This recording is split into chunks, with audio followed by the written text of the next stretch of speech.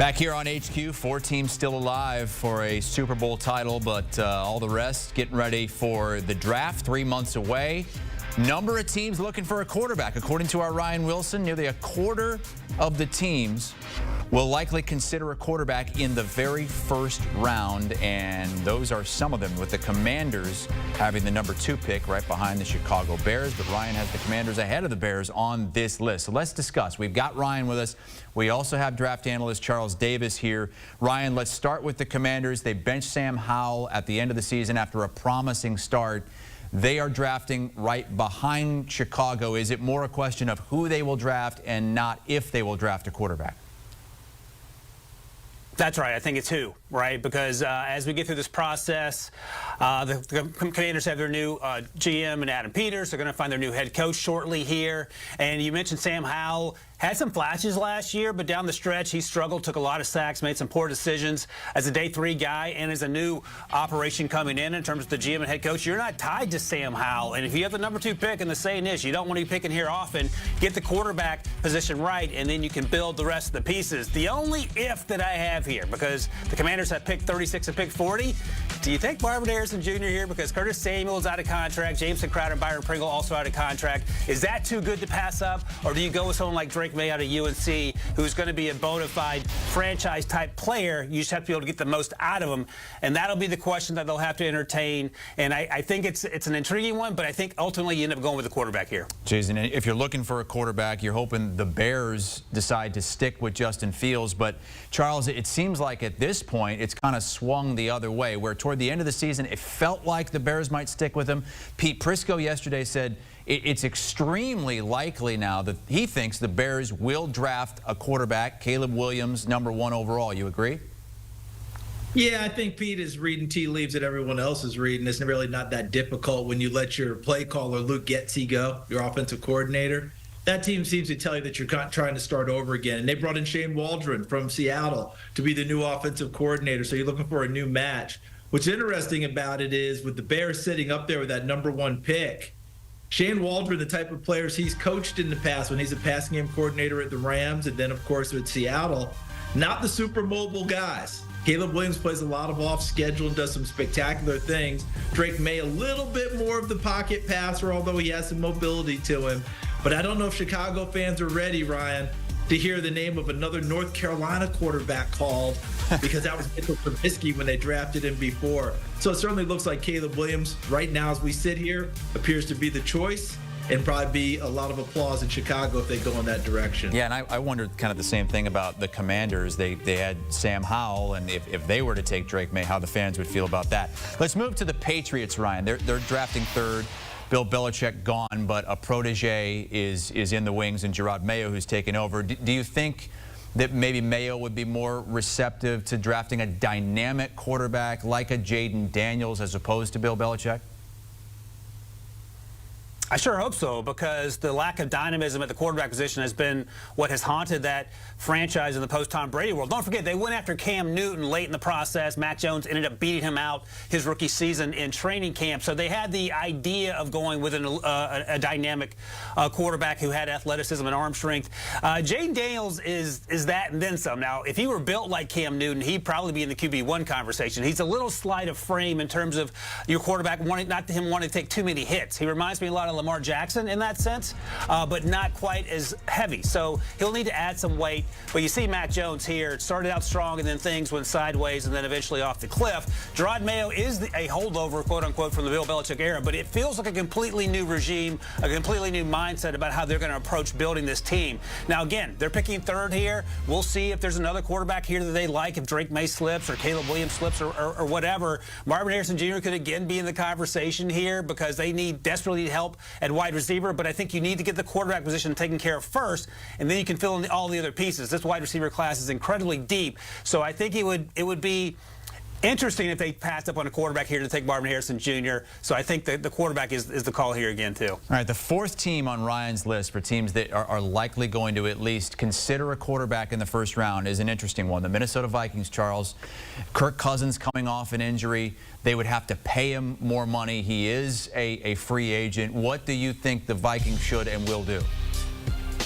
I think that Kirk Cousins won't be in Minnesota next year. I think that their general manager, their Cam, Kwesi Adolfo-Mensah, understands that there's some rebuilding to be done with this team, but you have to like what you got out of that head coach and coaching staff, because they had a big year the first year that was a little bit unexpected, and we all expected them to take a step back.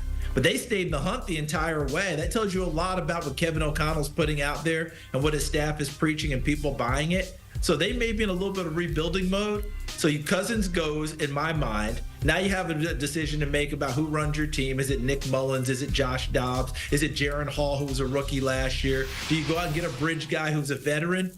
But you don't reach. All right, you don't go crazy trying to get that rookie quarterback, because after you get out of Ryan's top guys, I don't know that you're going to make a big move for someone and think that he's going to be the face of your franchise. You may have to do that later, and I think Minnesota will be patient in doing that. They have the 11th pick in the first round. Let's move down to the team with the 13th pick, a team that has found their head coach, the Vegas Raiders. Antonio Pierce, officially the head coach now. They stripped him of the interim tag because of how well they performed at the end of the season with, you know, a quarterback that doesn't seem like he would be the long-term answer in Aiden O'Connell. Ryan, do you feel like they are going to go the quarterback route as well in this first round? That's right, Chris. That's going to be a real consideration. They also hired Tom Telesco, the former Chargers GM, to be the general manager to help Antonio Pierce. He has a ton of experience, and that was in part what Mark Davis was thinking when he made that hire. But when you're picking 13th, the question becomes, who's going to be there? The top three quarterbacks will be gone. Michael Penix Jr. is certainly a possibility, and I absolutely love Michael Penix Jr.'s tape from 2023. We're going to get pushback as we go through the draft process about the injury history at Indiana, but he can absolutely spin it, and he did it at a high level, perhaps better than anyone in terms of the deep ball capabilities, and I think that has to be a real consideration here. If you're not in the Michael Penix Jr. business, perhaps you go on the defensive side of the ball, maybe in the secondary, or get some edge rush help from Max Crosby. But I think, as Tom Telesco knows with Justin Herbert, if you don't have a quarterback, it's going to be hard to win football games consistently, especially in the AFC West. So I would imagine that someone like Michael Penix Jr. in the middle of the first round will get serious consideration. Drafting right ahead of them is a team that thought they had their quarterback in Russell Wilson, but all the drama that unfolded this season, it seems like that relationship is torn apart, but Wilson is under contract for another year. Charles, what do you think happens there with Denver? And the interesting part, Chris, is the first year Russell Wilson was there, most of the drama was attributed to him. Yeah. This past year, I think most of it went towards Sean Payton, because down the stretch, when he made that decision that he was going to bench Russell Wilson, and then, of course, we read into it, contract, don't want him to get hurt, don't want him to pay him, all that other stuff. But at the same time, in no world do we live in that Jarrett Stidham is a better quarterback than Russell Wilson. So that was a very interesting move down the stretch. Well, if that move's made, hard to see Russell Wilson still being there. People are talking about it. I have a hard time believing it. And on their roster right now, they only have two quarterbacks, Russell Wilson and Jarrett Stidham.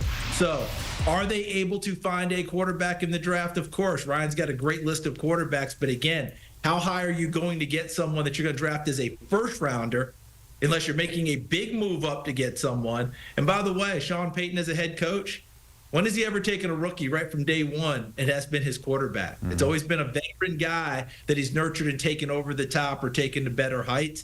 This will be an interesting move for Denver. Plus, they have a few other places they can go early in the draft, come back later and maybe get a developmental quarterback. Running down the list of the 8 teams Ryan Wilson believes could be looking at a quarterback in the first round. Number 7 is the Atlanta Falcons. Ryan, they're obviously still looking for their head coach. Bill Belichick has interviewed a couple of times. Jim Harbaugh is going to interview a second time. That's the latest coming out of Atlanta. And then there's the quarterback situation in Desmond Ridder, who has shown a little bit of flash, but doesn't, again, seem like the long-term answer with Taylor Heineke behind him as well. What could they be looking at there in that 8 spot?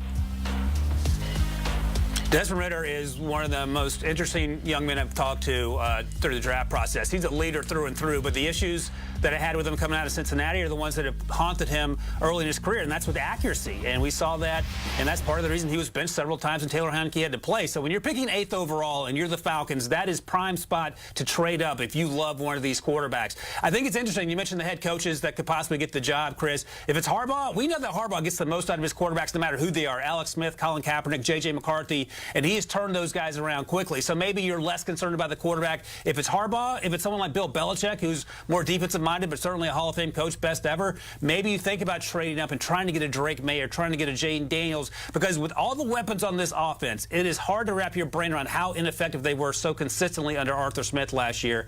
So I think quarterback is the missing piece. The defense played much better than people expected, and if it means trading up 2 or 3 or 4 or 5 spots and you think you get your guy, I think you do that, because otherwise you're just treading water and hoping that you don't drown, and they sort of drowned this year with the quarterback position not being settled. Last team on this list is a team that's in a similar position that is in need of a new head coach, and Pete Carroll is out in Seattle. Charles, Geno Smith has done well and has a couple years left on his contract. Do you ride with him or do you draft a rookie? Well, you have him, and you also have Drew Lock, who played well in those flashes when Geno Smith wasn't there. And we're still waiting to find out who's going to be the head coach there and how they're going to go about doing offense. But they're in a position where they don't have to do any of that reaching. They don't have to go crazy on it. They have 2 competent quarterbacks who can play right now and fill in some other gaps. And Ryan, what's going to be very interesting to me in this year's draft is this is truly John Schneider's draft as the GM. What came out of everything, if you didn't know it before, when Pete Carroll resigned, they had a press conference where John Schneider announced that he had control of all football decisions now. In the past, he may have been the GM, but Pete Carroll had the final chalk. He had to decide who actually was being picked and who wasn't. We might see a shift in how they draft a little bit now with John Schneider making some of these picks, because we all know in the past, Seattle's taken some guys where there have been some arched eyebrows, but they fit what Pete wanted to do. Will John Schneider be a little more conventional? Will he do some more of those moves that we don't expect? We shall see, but I do think that quarterback's not a priority for them in the first round. Again, you can find quarterbacks down the line. Just check out Ryan's list. There are plenty of guys there, and there was a great article by Josh Edwards on CBS Sports that was really good, that helped us get ready for this quarterback thing. Those are the 8 teams that could be looking at a quarterback in the first round. Charles Davis and Ryan Wilson with us here. You can hear Ryan and Rick Spielman on the podcast with the first pick. One of the topics going to be the upcoming Senior Bowl, which they'll be at. Charles will be there too. That's a week from this weekend. It's February 3rd from Mobile, Alabama. Always a big stepping stone to the NFL draft.